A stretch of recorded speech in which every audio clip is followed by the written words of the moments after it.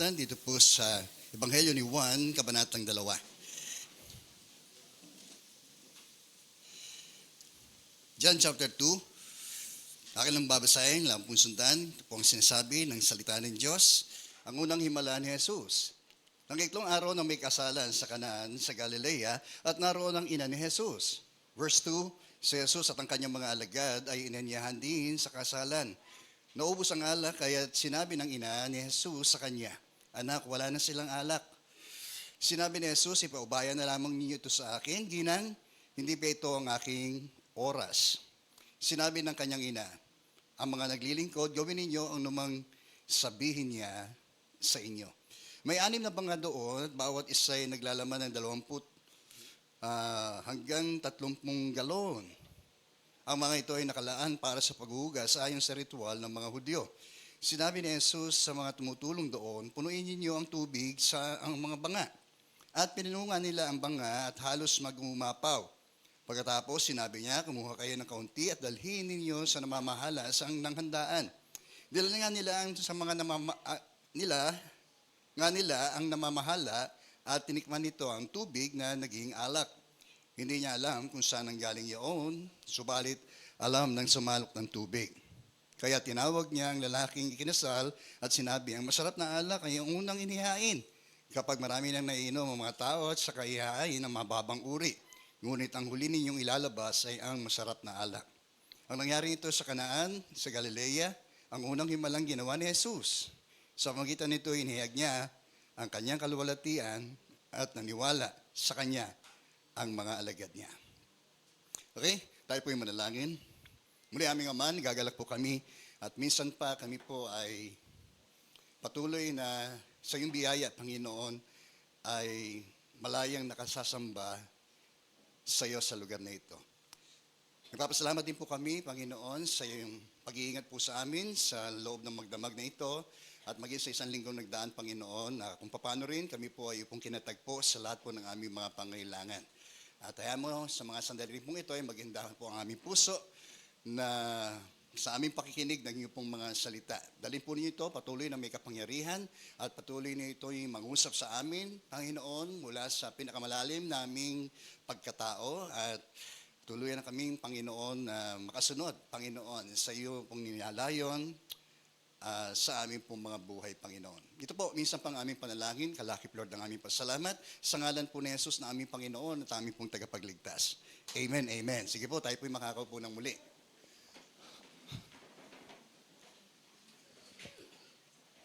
Kaya nasimugatan na mensahe po ng Diyos sa umaga pong ito, Crisis Manager. So tayo naman lahat ay dumaraan sa krisis ng buhay, no?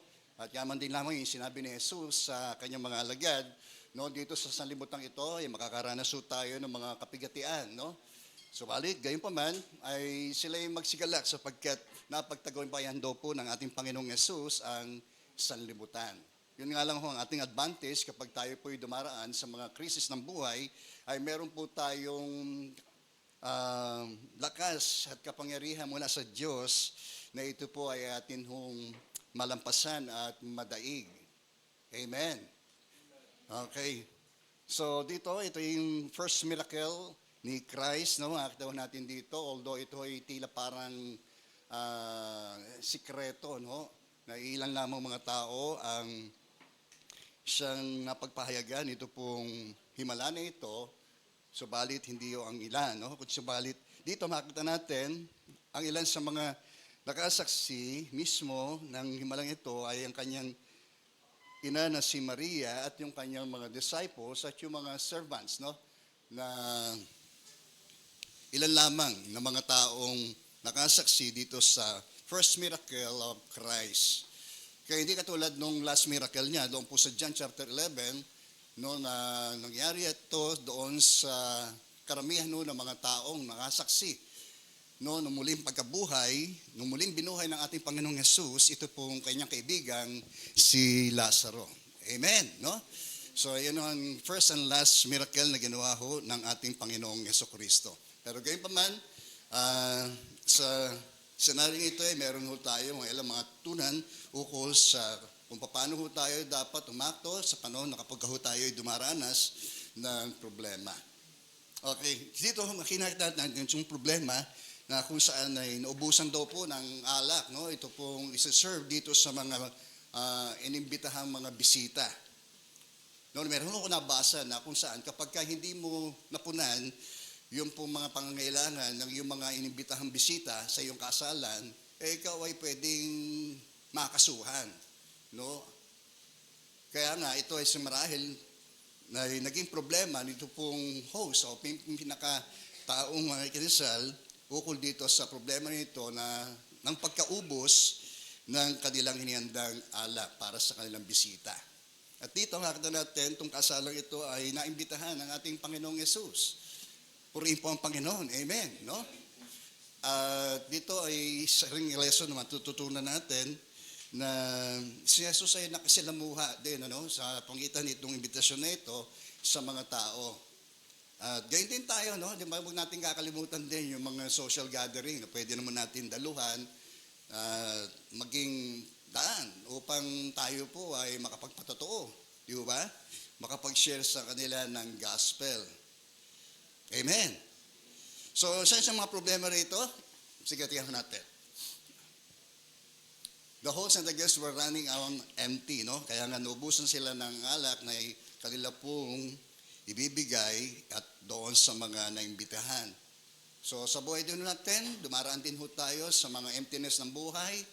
O pagpalagay na natin, problema, krisis ng buhay with regards to our finances. Amen po ba? Minsan dumarating din ho tayo na doon sa kasairan ng buhay with regards doon sa atin ng mga finances, no? Dahil sa tayo po ay nawalan ng trabaho, di ba? Lalo na nung pandemic, talagang marami pong mga nagsarang mga kumpanya at marami pong mga nawalan ng trabaho. Di ba? So ngayon din, no, marami ito sa mga dahilan, no? Nagkakaroon ho tayo ng kasairan sa ating pananalapi dahil ho sa kawalan ho natin ng trabaho. Marahil kayo isang negosyante, nakaka-experience ka ng bankruptcy.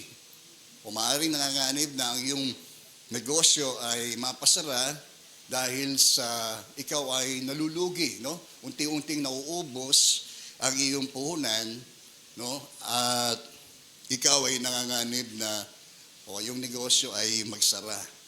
Amen. So sa buhay din naman natin, may mga ups and downs ito po ba? Kahit sa anong mga aspeto ng buhay natin, katulad nitong finances, hindi naman sa lahat ng pagkataon ay lagi ho tayong masagana. Marami, no, yung atin yung laman ng ating bulsa. So dumaraan din ho tayo doon sa kasarian upang sa gayon, no, ay makita natin yung dependency pa rin natin ay dapat ho natin iuukulo natin sa Diyos. Amen po ba? Okay, regards din sa life emptiness, sa mga crisis din dumaraan ho sa atin with regards doon sa atin ng mga kalusugan. No, nung ilang linggo lang dumaan ako sa matinding hirap, no, ng karamdaman na pinagdaanan ko po, no. Nakala ko na mamatay na ako Oh. Dahil yung ako'y lubos ng parang nanghihina na hindi ko mawari kung doon sa aking pag-ubo wala ho akong mailuwa. No, kaya ang sakit-sakit ho ng ulo ko nung mga pagkakataon kaya hindi ko makakatulog So, gayon pa man, no, dumaraan din tayo sa bahagi ng mundong ito na kung saan nakasalalay yung ating kalusugan. Di po ba? O maaari tayo po may mga matinding karamdaman sa mga panahon pong ito at nanganganib po tayong minsan masakit na sa bulsa, masakit pa sa katawan. Amen. Di po ba? Okay. So maaari din, iisip natin na itong karamdamang ito ang siyang magdala pa sa atin tungo sa ating ikamamatay. Okay, so somehow, madudulot din ho sa atin ng kabalisahan, takot, no? At pangamba with regards, lalo na pag pinag-usapan po yung ating kalusugan. Okay? Amen.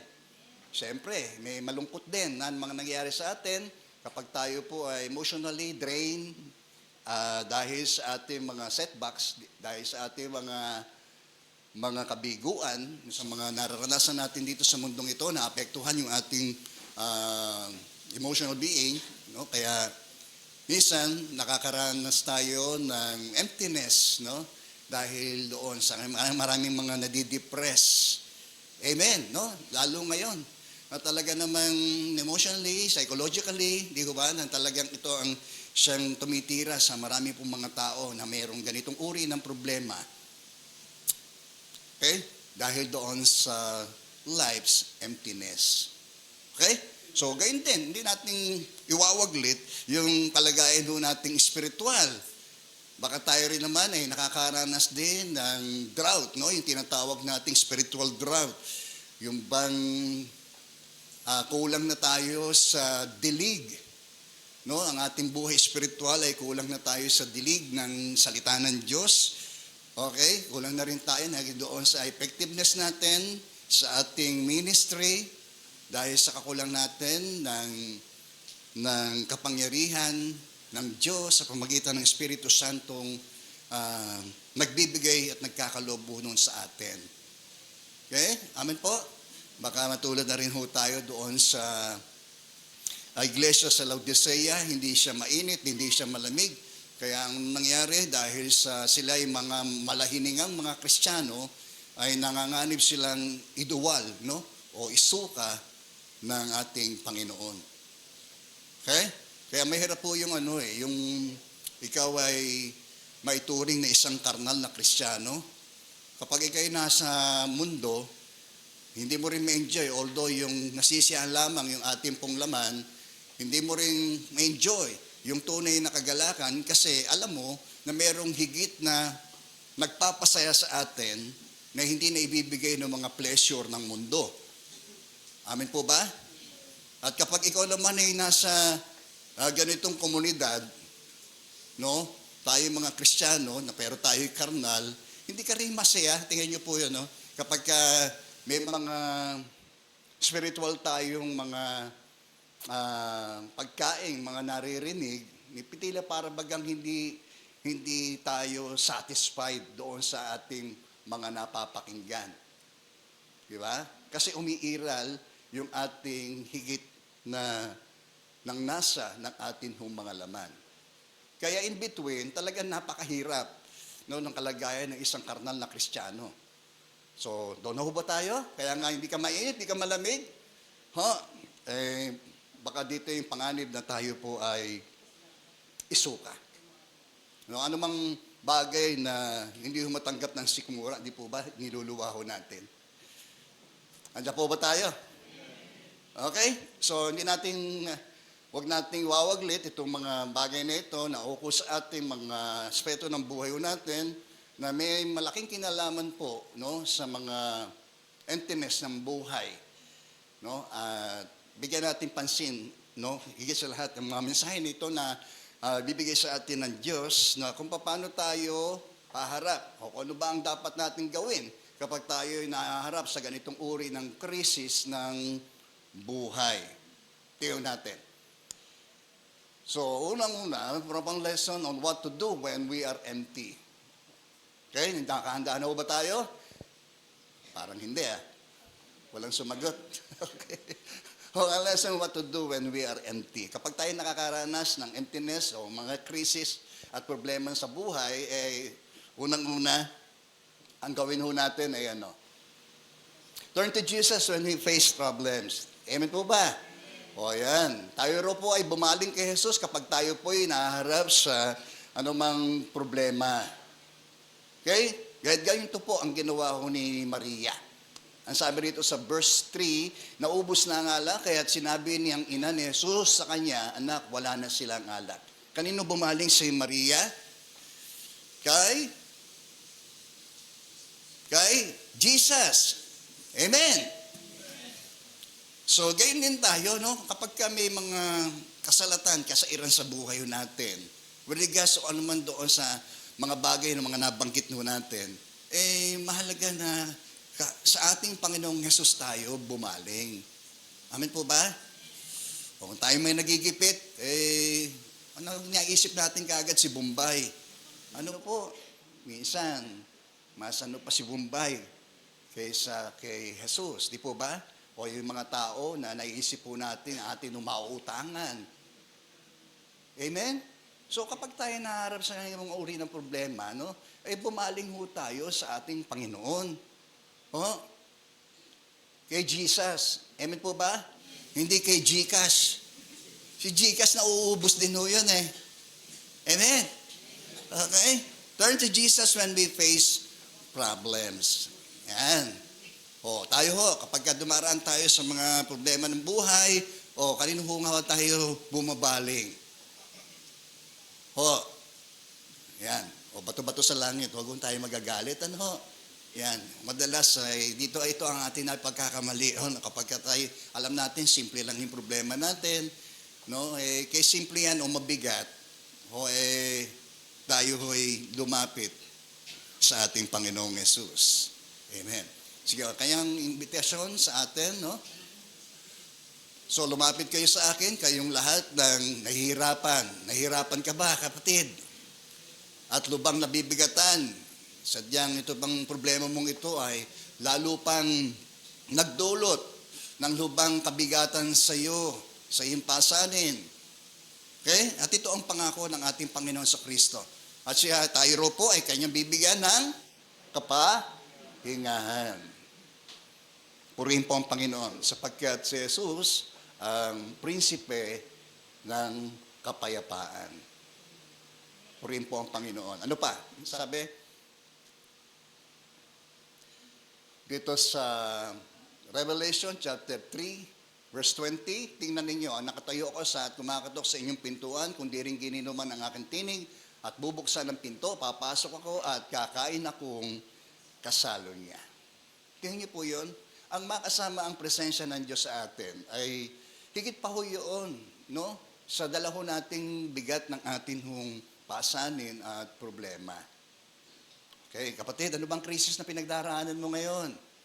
Ito ang ating gawin. Bumaling ka kay Jesus, kumatok ka sa kanyang pintuan, at tiyak na tayo po ay kanyang pagbubuksan. Di ba? Humingi tayo daw po ay bibigyan. Kumatok tayo, tiyak ang pintuan ay bubuksan. Tayo maganap, at tayo talagang makasusumpong. Yun ang kanyang pangako. Purihin po ang Panginoon. Isa pa, sabi roon, ito natin ang ating pansin at paningin sa ating Panginoong Hesus sapagkat sa Kanya nakasalalay ang ating daw pong pananampalataya at mula sa hanggang katapusan. Dahil sa kagalangan naghihintay sa Kanya, hindi niya lintana ang kahihiyan ng pagkamatay sa krus. At siya ngayon nakaupo sa kanan ng trono ng Diyos. Ibig sabihin, yung sinasabi rin siya nandoon sa luklukan ng trono ng Diyos sa kanan at siya po ay namamagitan po sa atin. He is just a prayer away. Amen po ba? Yung napakadali, ano man ang yung circumstansya, ano man ang yung kalagayan, no? Saan man tayo naroon. Ganun lang siya kalapit sa atin kapag siya ay atin nung kailangan. Kadalasan nga rin, pagkakailangan lang natin siya pagka may problema tayo di ba? Minsan yun din ang ating problema rin.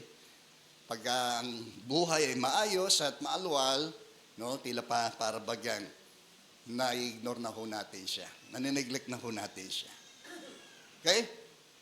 So, yun ang isang maunahing ginawa ho ni Maria nung nakita niya na merong krisis na ukol dito sa alak na nanganib ng umaubos, ay lumapit ho siya, bumaling ho siya sa ating Panginoong Jesus.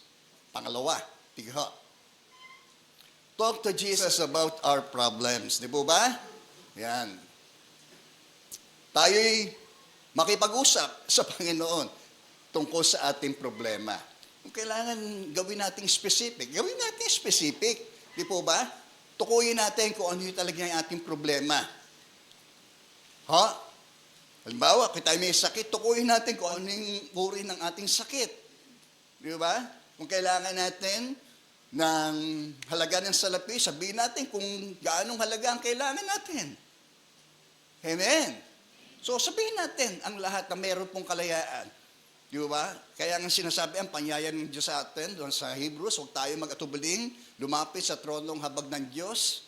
At sa panahon, kailangan natin, tayo po'y makakasumpong ng kanyang habag. Di ba? Kaya dito, makita rin natin yung directly na ito pong si Maria ay lumapit sa ating Panginoong Kristo At sinabi niya kung ano ho yung problema. Amen po? So sabi niya rito, naubos na ang alak. Kaya sinabi ng ina ni Jesus sa kanya, anak, wala na silang alak. O tinuko niya specifically kung ano ho yung problema.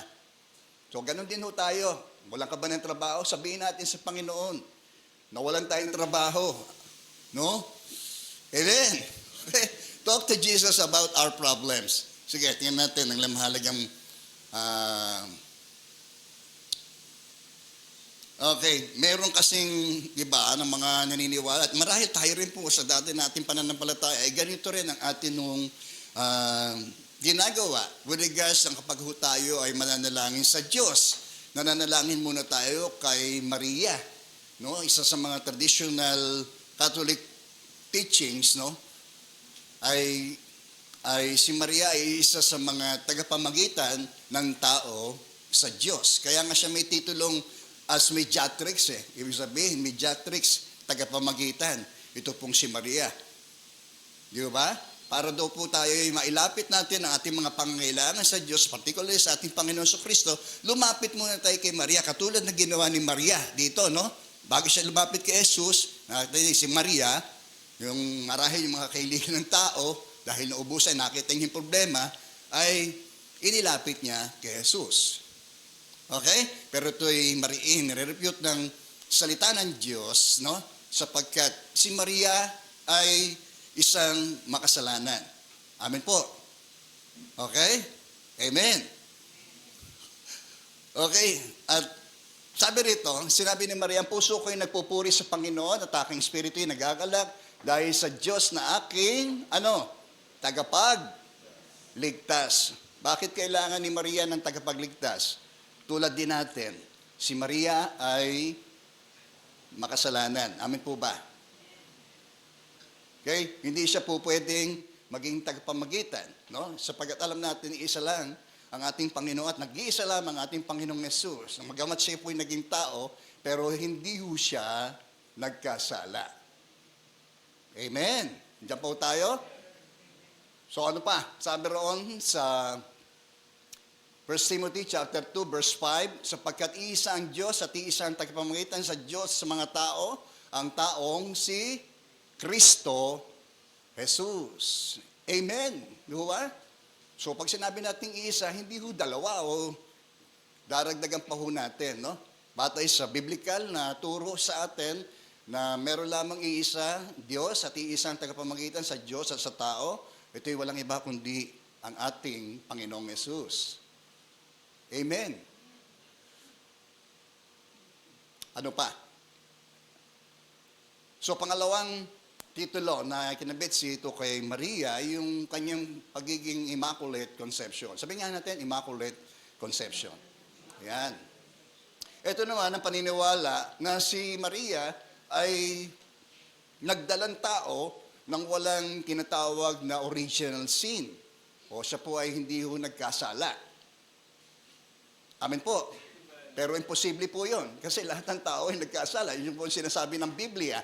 Doon sa Romans chapter 3, verse 23. Ito naman ho yung pwede nating sugan upang pabulaanan itong ganitong uri ng paniniwala na si Maria ay nag-conceive without original sin. Sabi ng Bible, for all have sinned and fall short of the glory of God. Di po ba? At walang sino mang nakaabot sa kaluwalhatian ng Diyos. Okay? So sa mga purpose, di po pa makita natin dito kung bakit gumawa ng himala. Itong the first miracle of Christ ay dahil mahayag ang kaluwalhatian ng ating Panginoong Yesus. Amen. That glory na kung saan nasa Diyos lamang ito matatagpuan. Kaya si Maria, no, bagamat siya ay natagpuang matuwid, no? Pero gayon pa man, hindi yun nangangahulugan, siya po ay ipinanganak na wala pong kasalanan. No? Amen. Lahat po ng tao ay meron pong likas na yon. Amen po. Kahit nga tayo, kahit di tayo turuan magkasala, nagkakasala ho tayo eh. Di ba? Yung bata, kahit di natin turuan magsinungaling, nagsisinungaling eh. Di ba? So yun lahat daw pa, isa yung sinasabi na patunay ng tao ay nagkasala sapagkat magbubunga daw po ito ng kamatayan. For the wages of sin is death. Di po ba? Kaya ang tao tumatanda, naghihina, nagkakasakit, hanggang siya po ay mamatay. Amen. So, ilang araw lamang po, kung ano po yung ating dating sikat na kres, no? Si Gloria Romero, di ba? Sa edad na 90 mahigit na ho siya, no? Kahit gaano man ho tayo nagningning sa kasikatan, no? At bilang tao, ang tao ho ay mamamatay. Tanggapin ho natin yung katotohanan na yun. Amen. So, ganyan din si Mary, no? Kaya hindi natin siya dapat dalanginan, hindi natin siya dapat na sambahin, kilalin, no? Bilang isa sa mga tagapamagitan ng tao sa Diyos. So, pagkatulad natin, lahat ay nagkasala at walang nakaabot sa pamantay at kaluwalhatian ng Diyos. Ano pa? So, si Mary ay itinuring ding, no, isa sa mga titulo niya ay yung perpetual virginity. Okay? So, pagkasilang doon niya sa ating Panginoon sa Kristo, ito po yung paniniwala na si Maria ay nanatiling birhen. Okay? At ito ay nire-refute ng Biblia sapagkat bukod sa Panginoong Yesus, no, si Jose at Maria ay nagkaumpo ng mga anak. No, alam niyo po ba yun? Dito po sa verse 55 ng Matthew chapter 13, hindi ba siya ang anak ng isang karpintero? Ito yung pahayag ng mga taong mga nakakilala kay Jesus. Di po ba? Sabi niya, hindi ba si Maria ang kanyang ina at sina Santiago, Jose, Simon at Judas ang kanyang mga kapatid? Okay? Maliwanag na pinabubulaanan po ang ganitong uri ng paniniwala na si Maria ay nanatiling birhen pagkatapos niyang isilang ang ating Panginoong Yesus. Yun ay tinatawag na perpetual virginity. Nandiyan po tayo? Okay. Next. So, itinuring din siya, dito sabi rito, taga rito rin ang kanyang mga kapatid na babae, di ba? Saan kaya niya natutunan ang lahat ng iyan? Okay? Bukod sa mga lalaki, mga unang mga nabanggit na pangalan, ay meron din siyang kapatid na babae. Amen. Pero itong kanyang mga kapatid na ito, hindi sila ang tagapamagitan. No? Ang katawagin natin ang kanyang pangalan, tayo po'y dumalangin ho sa kanila. Okay? Ano pa? Sumunod. So, the assumption. Ang ibig sabihin nito, ang paniniwala na si Mary was taken bodily from earth to heaven, no? Ibig sabihin, hindi siya nakaranas ng kamatayan, no? Physical. Sapagkat siya po ay kinuha, no? Tulad ni Elias, no? Tulad iba pang mga kung meron man. Si Mary was taken bodily from earth to heaven. Amen. Ito ay nirepute ng Biblia yan. No? Sapagkat lahat ay nagkasala, no? At sila ay inilibing. No? Kahit yung mga tao ng mga nabuhay ng mga una, na siyang mga nangaying mga mananampalataya, nabuhay man sila ng matagal na mga taon, subalit itinalaho doon na nabuhay si ganito ng ganitong mga taon at sila ay namatay. At sila ay nabuhay at sila ay namatay. Amen. Okay, lahat po tayo mamatay. Sabihin mo nga sa katabi, mamatay ka. Sabihin mo rin sa kayo, mamatay ka rin. Yan. So, kasi ang kamatayan naman, laging nakaabang sa atin yan eh. Amin po ba? Ang mahalaga lang, ang advantage lang po natin, sapagkat dahil sa ating pininiwalaan, ang dulot at pag-asa ng sinasabi po ng Biblia na sa lahat ng mga sumampalataya sa ating Panginoong Yesus, ay may buhay na walang hanggan. No? Kahit siya'y mamatay, ay meron siyang buhay na walang hanggan. Amin po ba? Yun ang dahilan kung bakit po tayo narito, kung bakit tayo nagpapatuloy sa biyaya po ng Diyos, ay dahil doon sa pag-asa po natin yun. Amen. Glory be to God. So ano pa? She was also called Queen of Heaven. No? But Jesus is the Prince of Peace. Sabi doon sa Isaiah chapter 9 verse 6.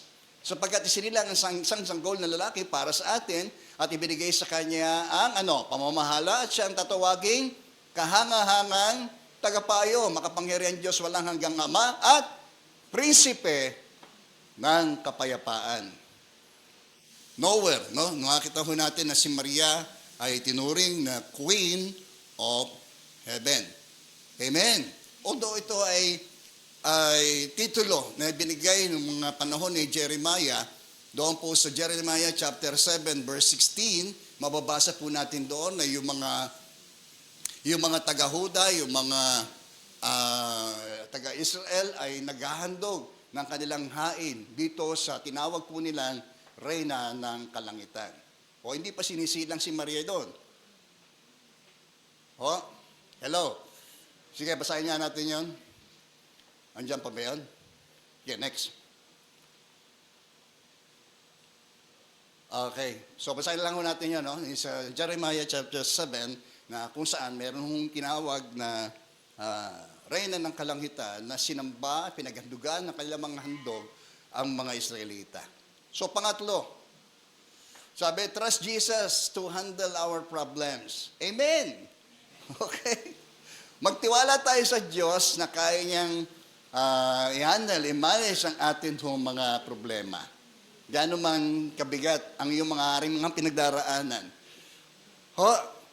Walang mabigat, no? Kung yung ating pagkakasala, kung gaano man kalayo ang kanluran sa silangan, gayong kadakila, yung kapatawaran ibinigkaloohan ng Diyos sa atin. Di ba? Kaya bakit tayo matatakot? Di ba? Kung ang Diyos ay panig sa atin, sino ang laban sa atin? No, sino makapaghiwalay sa pag-ibig ng Diyos sa atin? Ang kahirapan ba? Ang kagutuman? Ang kahubaran? Ni ang kamatayan? No? The greatest enemy of man, which is death, ay pinagtagumpayan ni Kristo. Gayon din. No, tayo man, ng mga sumampalataya sa Kanya, ay magtatagumpay tayo sa lahat ng mga ito. Okay? Amen. Kaya nga sinasabi ni Paul, I can do all things through Christ, di po ba? Na siyang nagbibigay ng kalakasan sa akin. No, yun yung sinasabi, naranasan ko ng magutom, naranasan ko ng mabusog, naranasan ko ng managana, naranasan ko na rin magikahos. Di ho ba? So sa lahat ng yun, ay sabi pa rin niya na ang Diyos ang kanyang lubos na pinagkakatiwalaan. So gayon din lamang, kung tayo rin lamang ilalapit sa ating Panginoon, ay lubusin na rin ho natin yung ating pagtitiwala sa Kanya at sa Kanyang magagawa. Amen po ba? Kaya sinasabi natin, alam kong may magagawa ang Diyos. Di ba? Kaya tayo lumalapit sa Kanya dahil buong puso tayo nagtitiwala na kahit sa ating malabong paningin, sa ating mga kalagayan, na tila parang imposible na imposible tayo makabangon, imposible na tayo po ay gumaling, imposible na tayo po ay magkaroon pa ng maayos na buhay at pamumuhay. Imposible pang mabago yung ating kalagayan. Sa Diyos ay walang imposible. Wala hong imposible sa Diyos. Okay? Sabi nga niya, our problems are Jesus' possibilities. No? Yun daw pong ating mga problema ay posibilidad sa ating Panginoong Jesucristo. Amen? O pwede ba nating sabihin, magagawa ko ang lahat dahil kay Kristo. Yan. So, sinabi ng kanyang ina sa mga naglilingkod, gawin ninyo ang anumang sabihin niya sa inyo. Kaya mahalaga ng ating pakikinig, no? Upang tayo'y lubos na magkatiwala sa magagawa ho ng ating Panginoong Yesus. Tingnan nyo ang kanyang mga panyayan noong pamanguna, na kung saan lumapit tayo sa Kanya, tayo ng mga nagkakaroon ng mga kabigatan, sa atin daw pong mga pasanin at siya'y nangako ng kapahingahan sa ating buhay. Alam niyo, kung saan naghahari ang Diyos, maghahari din doon ang kapayapaan. Kung pinaghahari natin ang Diyos sa ating buhay, tiyak maghahari din doon sa atin ang kapayapaan, kagalakan, kapanatagan, at kaayusan. Sapagkat kay Jesus, nakasalalay ang kaayusan ng lahat ng bagay. Maging yung mga wala sa ayos. Purihin po ang Panginoon. Okay, sabi roon sa Next, di po. Sinabi ko ito sa inyo upang sa inyong pakikipag-isa sa akin ay magkaroon kayo ng kapayapaan. Magdaranas kayo ng kapigatian sa sanlibutan ito. Tiyak po yan. Amen. Ngunit, sabi rito, pinalakas niya ang loob ng kanyang mga disciples, no? Tinabayan niyo ang inyong loob sapagkat, napagtagabayan ko na ang sanlibutan. Tulad ni Jesus, dumaan din siya sa ganung uri ng kahirapan. Mahirap po yung pamilya niya eh. Di po ba? Kahit dahil sa pangapanganakan niya, hindi naman siya pinanganak sa isang magarbong ospital eh. Di po ba? Hindi siya pinanganak ng hinawakan o ipinanganak ang hawak ng isang magaling na kumadrona. Di ba? Amen. Buhay siya ng isang pangkaraniwan, maggagawa ng mga panahon sapagkat mahirap ang kanyang mga magulang. Purihin po ang Panginoon. Kaya sabihin natin tayo mahirap, wala sa kalingkingan ng dinanas na hirap ng ating Panginoong Yesus. Diba? Kaya nga siya siya naging mahirap upang daw po tayo ay maging mayaman. Siya po ay nagpakadukha upang tayo po ay maging masagana. Purihin po ang Panginoon. Yan ay dahil sa pag-ibig ng Diyos sa atin. Mahal niya tayo. Kung yung kanyang bugtong na anak ipinagkaloob niya sa atin, gaano pa kaya yung mga bagay na hindi niya kayang ipagkaloob sa atin? Magagawa ho ng Diyos ang lahat ng bagay. Amen. Wala nang amen. Okay. Next, sabi roon, ipagkatiwala ninyo sa Kanya ang inyong mga alalahanin sa buhay sapagkat siya ang nagmamalasakit sa inyo. Purihin po ang Panginoon. So, ito isang bagay na wala na tayong magawa. Amin po ba? Marami sa ating mga pagsisikap na gawin ayon sa ating iniisip na paraan. Subalit tayo'y patuloy pa rin nabibigo, na kung saan ay dumating na tayo doon sa dulo ng lubid natin. Dumating na tayo doon sa hangganan ng ating kakayanan, ng ating isip, karunungan, ay wala pa rin nangyayari. Minsan dinadala tayo ng Diyos doon para hindi tayo magtiwala sa sarili natin. Ubus ka na ba? Buti nga, hindi ganun si Jesus eh. Ano na pala mo? Diba? Pero ang kanyang pa rin sa atin ay paanyaya. Amen. Na lumapit sa Kanya. Ilang naman eh. He is just a prayer away from us. Kaya nga ipagkatiwala ng Diyos sa Kanya ang inyong mga alalahanin sa buhay sapagkat siya ang nagmamalasakit sa atin. Kaya nung nangyari, nung sila ay lubos na magtiwala, noon sinabi ni Maria doon sa mga servants, sundin niyo kung ano man ang kanyang sinasabi. At nung kanilangan sinunod, yung sinabi ng Panginoong Yesus. Amen. At nangyari nga, noong bagay na atin hong inaasahan ng mga taong may pananampalataya sa Diyos. Yung kanilang pagsunod na yon is an act of faith, of trust, di po ba? Doon sa sinabi ni Jesus. Kaya ganoon din naman ang dapat natin gawin. It's a matter of trust doon sa mga sinabi ni Jesus sa kanyang mga salita. Mangyayari ba to? Di ba? Wala na question ng ganung uri ng tanong ng pag-aalinlangan. Kundi magagawa ng Diyos. Higit doon sa mga bagay na kaya nating limiin, isipin, wariin sa magitan ng kanyang kapangyarihan sumasa atin. Okay? So, dagdag na rin natin yung sinasabi ron sa Proverbs chapter 3 verse 5, magtiwala tayo sa Diyos, Huwag tayong manangay sa ganang ating sariling karunungan. Sa lahat ng bagay, I acknowledge Him and He will direct our path. Di po ba? Yun sa maasahan natin, yung patnubay ng Diyos sa atin, habang ginagawa natin yung ating responsibilidad, at gagawin din naman ng Diyos, ayon sa kanyang plano at layunin, upang sa bandang muli ay ating siyang mapuri, maparangalan, at atin ho siyang masamba. Yun ang purpose ng miracle. To prove that Christ is the Son of God. Di po ba? Yun isa sa mga dahilan, no, ng tanda ng kung bakit gumawa ng himala ang ating Panginoon Kristo upang siya ay kilalin na tunay ngang siyang ang anak ng tao. Amin po ba? At ang anak ng Diyos. Amen. Kaya, pangalawa, no, makita natin doon sa binanggit niya sa bandang huli, ito ay ginawa niyang himalang ito, yung first miracle na ito, para ihayag yung kanyang kaluwalhatian. Nawaan nagkaroon tayo ng pagbubukas, no, ng ating kamalayan patungkol dito sa ating narinig na mensahe mula sa Diyos. No? Huwag nating baliwalain to kasi kung ikaw man, maaaring hindi ka dumaraan ngayon sa krisis. Ano? So anumang aspeto na yon. No? Pero darating ang sandali na daraan tayo doon. Amin po ba? Pero kahit tayo dumaan noon, maalala natin itong binabanggit dito, kung meron mang makagagawa at mapapangasiwaan natin ng maayos ang mga krisis na ito, walang iba kundi ang crisis manager na ito na walang iba kundi ang ating Panginoong Jesus. Si Kristo ang tunay na sagot sa lahat ng krisis.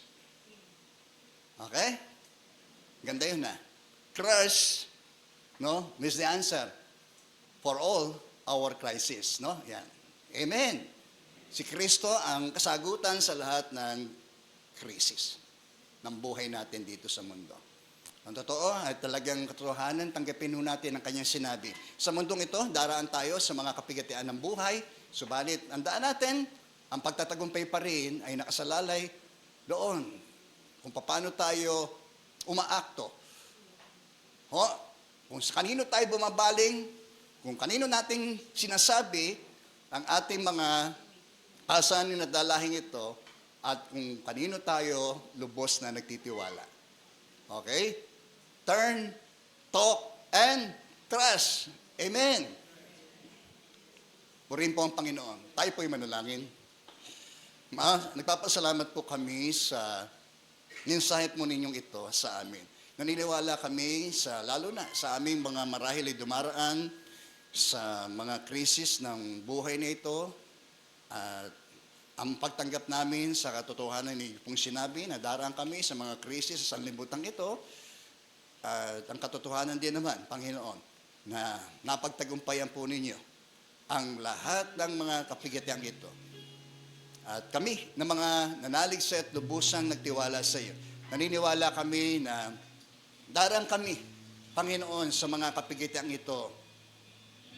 At naniniwala rin po kami na amin pong itong malalampasan, mapagtatagumpayan ang mga kapigatiang ito, Panginoon.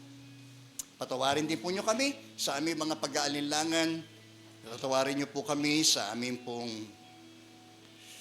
di naming lubos na paglalagak sa iyo ang aming mga dinaraanan, Panginoon. Kaya Lord, sa mga oras na ito, we cast all our cares to you, Panginoon. Kaya nang iyong pinangako na kami makakasumpong ng kapayapaan at kapanatagan mula po sa iyo, Panginoon. Hallelujah. Bigyan mo ang kaaliwan ng iyong mga anak, Panginoon, sa mga oras na ito. Ang kapayapaan ng isip, kalooban, at puso. Yamang ipong sinabi, Panginoon, ang aming Panginoong Jesus, ang aming prinsipe ng aming kapayapaan, Panginoon. Purihin ka, Panginoon. Purihin ka, Panginoon. Glory be to God. Hallelujah. Kaibigan, kung sa ganang iyong buhay, hindi mo tiyak na kang ikaw ay mamamatay, hindi mo alam ang iyong patutunguhan. Ito ang sandali upang bigyan mo ng pansin ang iyong kalagayang pangwalang hanggan. Si Jesus ay namatay alang-alang sa iyo at sa bawat isa sa atin, sapagkat lahat ay nagkasala at walang sino mang karapat-dapat sa paningin ng Diyos. Gaano man tayo kabait, gaano man tayo kabuti, gaano man tayo karelios, lahat tayo nagkasala. Gayunpaman, inibig tayo ng Diyos upang mapabilang tayo sa kanyang mga pinaghaharian at makasama niya tayo sa buhay na wala hanggan. At kung yan ang nais mo sa umagang ito, bakit hindi ka manalangin mula sa iyong kinalalagyan at sabihin mo ang panalangin ito, Panginoong Jesus, lumalapit po ako sa iyo at akin pong kinikilala na ako po isang makasalanan. Humihingi po ako ng tawad sa lahat po ng aking mga nagawang mga pagkakasala. Patawarin mo po ako. Panginoong Yesus, sumasampalataya ako na ikaw ay namatay upang ang aking mga kasalanan ay mabayaran. Gayon din, Panginoon, nananalig ako na ikaw ay muling nabuhay mula sa mga patay upang ako ay magkaroon ng pag-asa sa buhay na walang hanggan.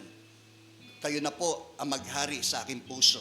Tinatanggap kita bilang aking Panginoon at aking tagapagligtas. At simula ngayon, ang buhay ko po ay akin pong isinusuko at iniaalay. Tanging sa iyo po lamang, Panginoong Yesus. Ito po ang aking panalangin sa pangalan ni Yesus. Marami pong salamat, dakilang Diyos, sa oras na ito. Hayaan po ninyo na patuloy namin ma-enjoy ang iyong presensya sa the rest ng aming pong fellowship na ito at binabalik po namin ang kaluwalhatian, karangalan, Panginoon. Naniniwala kami, we receive that kind of miracle, Panginoon, na kailangan po namin. Alang-alang sa iyong bugtong na anak na si Jesus, ito po ang aming pong panalangin. Amen. Amen.